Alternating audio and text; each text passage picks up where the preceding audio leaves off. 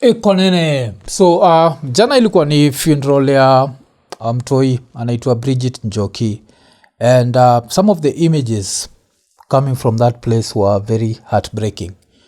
And I remember kulikuwa na hii image moja ya, like, I don't know who the photographer is, and all I have to say is thank you. Like, ausemaga, a picture is worth 1,000 words, and there was this one picture where there's this girl who's being held, and you can just see the amount of tears in her eyes, and I don't know what to say. Then so I'm seeing there's a blue strip hapa, alafu ilikuwa ni a somber mood prevailed at Our Lady of Fatima Church in Ndumberi, Kiambu County, as the casket of Njoki, a grade 7 pupil at Benson Jao Primary, arrived for a requiem mass. Church members she served with wept uncontrollably. Njoki was shot by a police bullet while watching TV at home during the Saba Saba protests on July 7, 2025, becoming a symbol of the unrest's impact on innocent lives. Opposition leaders Kalonzo Musyoka, Fred Matiang'i, Eugene Wamalwa, and Cleophas Malala attended the service. Njoki will be ready to rest later today. Alafu photo ni Denish Ochieng. Denish Ochieng, asante. I think you are able to capture something that words cannot describe. And then there was another photo of a little girl being hugged by her friend. And when I look at this, what I see is kids whose innocence has been lost. When you're a kid, you don't relate with death like adults do. Adults know it's a part of life. When you're a kid, there's that innocence. Najua, where you assume that death happens to sick people and old people. And what the Ruto government has been able to do is snatch that innocence from these kids. So that's why ukichekia atoi, you look at one kid and you can see the look on their faces, because this is like, we are young, we are kids. Why are we dead? We're not supposed to be dead. So kulikuwa na hiyo. Alafu another photo that I saw was this other young kid who's holding a candle, and you can see one tear kwa macho moja. Alafu the candle imeblock this other eye. And when I was looking at these images, all I could remember was the president telling us that people are supposed to be shot in the leg. And of course, a bullet is something that does so much damage to the human body that it does not matter where you've been shot. It just matters that you've been shot. But more than that, when I look at a kid like Bridget Njoki, naangalia mtoi alikuwa kwa hao akichill, alafu the police wakakuwa unleashed on the population, alafu wakaenda wakipiga risasi indiscriminately, and that's how mtoi alikuwa kwa hao akiwatch TV alienda pa kidedi. And these things have to make you wonder, like, hii society tuna build society inakaaje? Na hii si hata juu ya Ruto peke yake, hii ni juu ya sisi wenyewe kama wa Kenya. Lazima tuangalie, cause mimi naangalia hizi vitu zote from 2007, cause hiyo ndio time niliweza kuiexperience vizuri. Nakumbuka nikiona mortuaries zimejaa, na hizi mortuaries zilijaa tu ndio Tharaka Nithi ibaki happen. We justified that. Why? Because tulikuwa on different political sides. And I think kuna kuwaga na hii phrase that we are a country but not yet a nation. It's a very powerful statement, because it shows you how much of not a nation we are, that we dehumanize some of the population just because tuko kwa different political sides. So inakuwaga as long as now hapenia, hakuna kitu mbaya nayo. So baadaye hata tukiruka to the Uhuru regime and we talk about Baby Pendo during the election period, we talk about Yasin Moyo during the COVID period, we talk about the Kianjokoma brothers. Tulikam tukanormalize makarao kufanya vitu kama hizi. And it's sad because you have to ask yourself, at what point does it end? At what point? Now Bridget Njoki ameenda, tutamlilia, but ile time tunamlilia, the police are still as arrogant as they were before. The CS is still as unapologetic as he was before. And we have to ask ourselves, like, is there any light at the end of the tunnel? Acha tusikize Murkomen. There is no excuse. The dress code of a police officer is not an excuse. In fact, a police officer who sleeps in his house and there is an emergency and he needs to rescue a citizen does not need to wear a uniform. Just wake up and go and rescue, and then do what you need to do as a police officer. Then the rest is, the uniform is just for identification, when you need identification. So the point I want to make here is that all cases of excesses reported will be investigated equally. Number two is to say that there is no non-police squad that is involved in killing people, at least not in this administration, and not that the cabinet secretary is aware of. Go back to ile statement ya Sifuna alikuwa amebonga jia, like if the police are independent, why is it that they get instructions from either the CS ama the president? Like, at what point does this independence stop being independence? Acheki. And it's really, really, really sad that tuko stuck kwa hii situation whereby we are talking about a kid, I think ni a class 7 kid, ulalidedishwa akiwa kwa hao. So inamaanisha there is no place that tuko safe, because wakiamua wanafanya something called collective punishment. And there's someone kuna mtu tulikuwa naye hapa iko Nini akatupatia story ati kwa nini au shoot kwa building samazi. I think ilikuwa Ian. That was just Ian alikuwa anabonga juu ya reason ni juu watu wana record, so they've been instructed that wakienda ndio washtue wasi wako kishoot randomly kwa buildings, ndio wasi wabaki wameshtuka wasi record. So and this is what we end up with, and we end up with this cause Kenyans right now, we have more information, so we ask more questions. So as we ask more questions, you have a population, like we have a political class that was so used to being worshipped that hawezi understand, like kwa nini mnauliza hizo maswali zote? And that's why tunajipata kwa hii situation, because don't forget, for a very long time hasa walikuwa wanajua gani mheshimiwa, but saizi wasa wanauliza maswali, wasa wako like, yeah, when mheshimiwa, but you're supposed to do 1 2 3 things, you are accountable to us. And for them this is something that makes no sense. Like, how can I be accountable to you? You're just a mere citizen. Sasa tunajipata kwa hii situation, because hata ikam to stories za Ruto of course ametuonyesha the evolution of someone who was very well loved and someone who was making a lot of promises that they couldn't keep, and to now him now being this villain that he is. That hata saizi I think majuzi kulikuwa announced that prices za fuel zitaenda juu, na after prices za fuel kuannouncewa kwenda juu, of course kuna watu wanauliza like the rest of the world prices zinaenda chini, Kenya itakuwaje prices zinaenda juu? So people ended up digging a video of Ruto back in the days akicampaign ile akibonga juu ya how prices za fuel zilikuwa so high in Kenya compared to akina Uganda, and hako anataka kusikia stories za the war in Ukraine. Wacha tumsikize.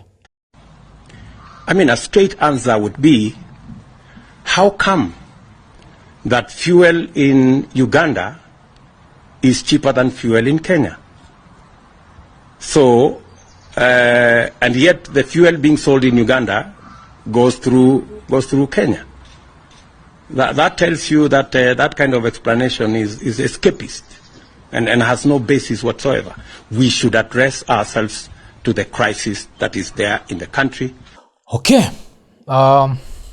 So that was him ile time alikuwa na campaign. Na hii time akicampaign, you can't blame Ruto. Ruto used to be so popular amongst a significant population that anything that he said, no one wanted to hear what Uhuru was saying. It was just that this guy is saying the right thing. Najua. And with that, people ended up pouring so much of their love to him that I think he started feeding off the love. And now when the criticism started coming, he could not handle it, because I'm like, I was this perfect guy. I was this guy who was who could do no wrong. Why all of a sudden are you telling me that I'm doing wrong? Like I can't get anything right?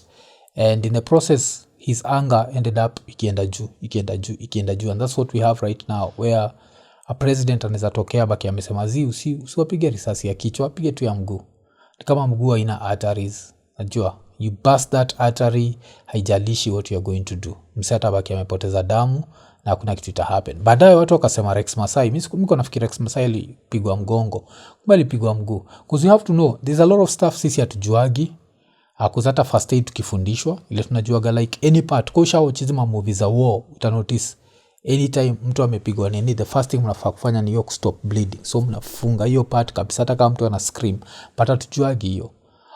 So unaweza try to imagine the amount of casualties wale tutakuwa nao. And that's the reason why wasa wakaanzisha the one leg movement, kujoke juu hii story, no? Although ni story hatufai kujoke juu yake, but na understand kwa nini wasa wana joke, because the situation is so dire and so grim that we don't know how else to relate. And humor somehow, sometimes humor makes us forget like what we are going through. So that's the reason why tuko stuck up. Konene, so kwa US try kutuma do Kenya, tumia Lemfi. Lemfi number 1 kupatiaga the best exchange rates. Alafu on your first $100 ilo natuma, unabaki umepata $20 cashback. Alafu ukitumia the referral code ikonene, si wenyewe pia tunapata $20. So end up umesupport ikonene, ndio tukue na better lighting. Cheki jo, saizi si unaona, unzaniona. The last time we do ya day Lemfi, ulikuwa unaniona hivi. Was I this clear? And this is because of the other people who supported vile litumia ile promo code ikonene ya Lemfi. So baki umechangamka, ingia Lemfi. Alafu saizi pia kitu poa, si lazima ubaki umeload wallet yako, unaweza baki umeshikanisha debit card yako na Lemfi. So kituma do ni instant, ikienda kule inaenda. Alafu kama kawaida pia kuna zero transfer fees, $20 cashback, una support ikonene. Alafu pia vile musemaga jo, Lemfi, international payments for everyone. Ikonene. And he come to Ruto and his popularity. Like one of the other powerful videos that I saw was a video where by mtu alikuwa ameandika that Ruto used to be so popular that at some point akikunywa maji watu walikuwa wanampigia makofi. Alafu ukiwachi video una notice nanijo Dorcas alikuwa amepiga magoti, alikuwa amepiga makofi ya zijuani.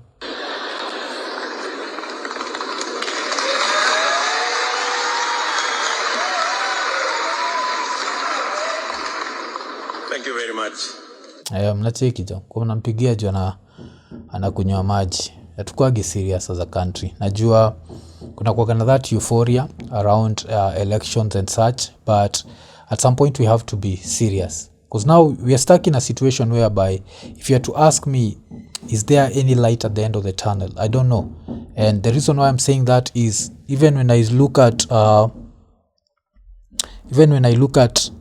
majuzi nilikuwa nimeona a certain post ilikuwa imeandikwa hapo like who should be the next president wa Kenya, and the person that had the most votes ilikuwa Matiang'i. Kumbuka majuzi nilikuwa na Oroba, koja watch party Oroba you watch jo, it was the Cat Williams of politics. We dem alituonyesha jo kila kina happen uko backstage. But one of the things ile Matiang'i aliulizwa ni like okay so watu wakaulizwa saka sema Matiang'i, but with Matiang'i like one of the things that stands out about him ni stories za Miguna. Najua alienda hapa deport Miguna, and walikuwa wanasema that Miguna was not a citizen. So Matiang'i mwenyewe alibaki ameenda K24, and on K24 this happened like a night after after Miguna had appeared on Citizen. And when Miguna was on Citizen, of course he talked about Matiang'i. And apart from Matiang'i, of course, one of the things he talked about was about Maraga. Na mnajuaga jo, mimi nimeendorse Maraga. But wacha nicheki what he said about Maraga haraka kabla to go to Matiang'i. Commentika, David Maraga is a good candidate. He represents a break from the past. He is not one of the oligarchs. But to the extent that he is not yet unveiled his manifesto, I cannot say anything beyond that. He opposed the violations of human rights that occurred in 2018 and 2022, including the ones that occurred against me. So this is something that Miguna said. But ile time Miguna aliulizwa juu ya Matiang'i, alibaki amekataa Matiang'i. And a lot of us wale wanakataa Matiang'i tunamkataa just based on history ya extrajudicial.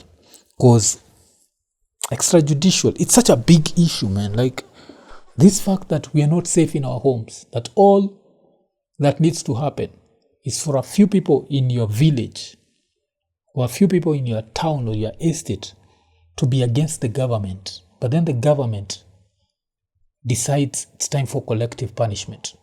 And we've come and normalized this in such a way that a lot of us don't see the problem.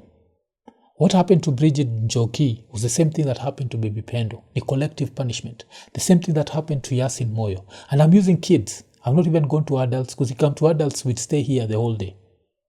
Because somehow, even for us, we've come to tumekam tukadharau pia life ya adults. Ikakuwa like, the only time tunafeel compassion ni watoi. And that's why lazima nitumia watoi. Because nikikam to adults, we'll stay here the whole day. That moja wetu, if someone from your village decides, you know what, I'm going to protest, and then is joined by one person, waende pale inje, the police can then decide we are going to punish everyone. Alafu watatokea waanze kupiga tu nini papap kwa manyumba za watu. Ukipatikana sawa, watakama justify mko mnatry kupindua serikali. Pako unashindwa serikali ni juu ya nini? Serikali ni juu ya watu. Serikali, it's not this key mysterious animal that lives somewhere. It's about the people. If you can't keep the people safe, if you can't keep the kids safe, then how serikali are you? So tukiangalia mse kama Tiang'i, one of the things tulionaga juu yake of course ilikuwa hiyo high-handedness during time yake. So alibaki amedeny huko K24 that he was not involved in the deportation of Miguna, but tunajuaga tu Wakenya walienda wakapull receipts, so akapata hii kitu. Ilikuwa dated 6th of February 2018. Ilikuwa Ministry of Interior and Coordination of National Government. Ilikuwa declaration under section 43 of the Kenya Citizenship and Immigration Act 2011 laws of Kenya. Ilikuwa Alfred Matiang'i, PhD, EGH Cabinet Secretary, Ministry of Interior and Coordination of National Government, responsible for immigration matters in exercise of the powers vested in me by Section 43 of the Kenya Citizenship and Immigration Act 2011, do hereby claim and declare that Miguna Miguna, who is not a citizen of Kenya and whose presence in Kenya is contrary to national interest, be removed from Kenya to his country of origin, Canada, and further direct the said Miguna Miguna remain in prison custody while arrangement for removal are being undertaken, and this order is sufficient warrant to keep the said Miguna Miguna in custody. Signed by Fred Matiang'i. So this is someone who was aliignore court orders, baadaye ndio Miguna baki amekaa huko. So as we look for change, we have to look at this. We have to look at, do we just want change for the hell of it, or do we want to change the system? Because the system is so rotten. This system is so rotten that it's scary. Like there's another thing nilibaki nimecheki. I think hii ni kitu wife ndio alibaki amenipeleka hapa. And let me put it this way. Nilihost dem flani hapa naitwa Wanjiro Mwangi talked about how there was a land case happening in court and she didn't even know about it.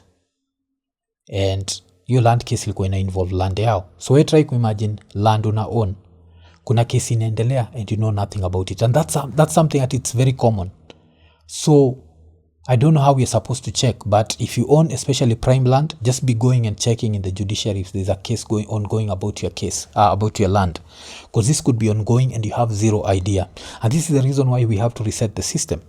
So there's another whole other scam that happens that I didn't know about. So hii scam ni scam ya insurance. And the scam ya insurance ni, kuna watu walikuwa wameandika hapa, I think some of these things zime expire. But kulikuwa na watu walikuwa wamepatiana stories of how they were scammed and how like you're involved in an accident and then the accident unafikiri stories accident zimeisha, alafu years later unataka kuauctioniwa. So I think one of the things that I'd seen poleni that I can't even articulate. This is how much we need to reset the system. So kuna hii kitu udem anaitwa Ivy, so just Ivy alikuwa over 25. Yes, alikuwa ameandikwa, oh my god Ivy, they did this to my mom in 2023. Within the blink of an eye the police came, picked her up and she was in front of a judge within 2 hours. she was either to pay 360k in damages or get a 30-day sentence. At the time, the vehicle was covered by blah blah blah, which was still running. We threatened to sue, and eventually they paid the 360k. Didn't know this. So I don't even think hii case nimekuexplainia vizuri. So this is what happens. Ati unakuwa involved kwa accident papa na mtu alafu mnasikizana huko like hii kitu sinaweza ichange, naweza kulipia 10k, au mtu anakuambia hapana, alafu they never talk about it. So years later, wewe umesahau hii ni accident, maybe it happened saizi ni 2025, uko na accident 2025. In 2028 unagongewa mlango na auctioneers, wanasema ni aje, kuna hii accident ulikuwa involved in na it was settled and you're supposed to pay maybe 500,000 shillings. You don't have the 500,000 shillings, and they just start auctioning your stuff. Remember, you didn't know even there was a case ongoing about you. So how does this sort of thing happen? It happens because the judiciary, kuna watu wako kwa judiciary, that means judges, wameshikana na watu wako kwa insurance, and watu wako kwa insurance wameshikana na watu wengine wale wako kwa makarao, and it's crazy. So this is the sort of corruption that exists in this country. We need to reset the system, because people who've benefited from to make money the easy way will never understand why this is scary. They'll never understand why that piece of land yako, wacha nibonge na wewe cho, kuziko nini na kuagana raya zingine zisizo za kawaida. So isibonge na raya za kawaida, kuna mimi na wewe raya za kawaida, na kuna zile raya zisizo za kawaida, zile za iko nene. Unajua nyinyi wale moja yenyu shaiturushia juu tip ya 1,000 pounds na akaenda tukulala, ni kama it's not that. Nyinyi wale wengine we should donate like crazy money hapa iko nene. Mnajijua, si lazima ni go one by one. I know may invest in land, and I'd say just keep checking those court cases, man. You might find, especially kwanza wale mko majuu, unapata mafalo na fight ya land yako hapa Kenya, and you have no idea. Trying to imagine how rotten the system is, that you as a foreigner, for example, in a place like America, can comfortably sleep that your piece of land is your piece of land. But here in Kenya, you're not 100% sure, because someone might be in court fighting for your land. And people tell you don't need to reset the system. We need to reset the system. People lose their houses. People lose their cars. People lose, and that's why these old school politicians are not a choice. I'll keep saying, let's experiment with the Maragas. Let's try someone who at least is not obsessed with money, vile ama Buddha wako obsessed na do. So yeah, this is the problem that we have. This country needs a reset. And wacha nitumie, like the last example nenda kutumia ilikuwa tuko hapa kwa Just Ivy. And kwa hiyo Just Ivy wacha nicheki like what had been written here. Ilikuwa just this scary stuff. Ilikuwa ni the insurance scam is actually a thing. I go for a trial in October. I used to run a courier company between 2015 and 2019. Last year, September, I got served a WhatsApp notification and for mention. Apparently, a judgment had been entered. So you know it's fraud. They claim my bike was carrying a passenger and the passenger got hurt when they fell. He claims it was a red bike, but from 2017, my bikes were spray painted white and black and branded green, our logo. This was done in one of the filed court documents and in other documents. The guy says there was a pedestrian. He was a pedestrian and hit by my bike. Then he reported to the police 3 days later. No witnesses apparently, and claims it was a boda. With all the discrepancies, the judgment was entered.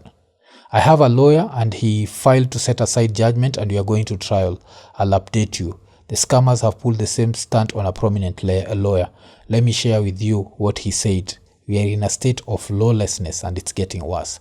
The only reason why all these scams happen is because the political class is full of thugs. And these thugs have created a system whereby it's get rich by all means necessary. And as long as such a system exists, we'll always have a problem. And it's our duty to reset the system. And if we can't reset the system for ourselves, let's reset the system so that our houses can be safe for our kids. I know in life we have to walk around with the principle that it can never happen to me. It's a very good principle to work with. So tukisikia Bridget Njoki alishutiwa kwa hao, we are like, that would never happen to me. I live in this neighborhood. But what if one of the people in your neighborhood decides to protest? What if that person is joined by another person?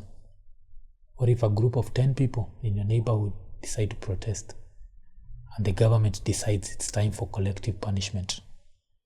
Alafu wakuja wanza kushoot bullets. What are you supposed to do? Nafaa wewe na mtoi wako nafaa kukaa chini ya kitanda.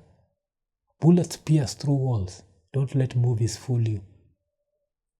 Unachiki kwa movie vile risasi inapigwa watu sana na kujificha nyuma ya meza. Mbao. So, that's all I can say. Rest in peace to Bridget Njoki. Rest in peace to everyone else who's been a victim of the very brutal system. But it's up to us to bring all this to a stop. It's up to us to build a new Kenya. Poleni hata niko nipotea. Words napotea jo. Up to sisi.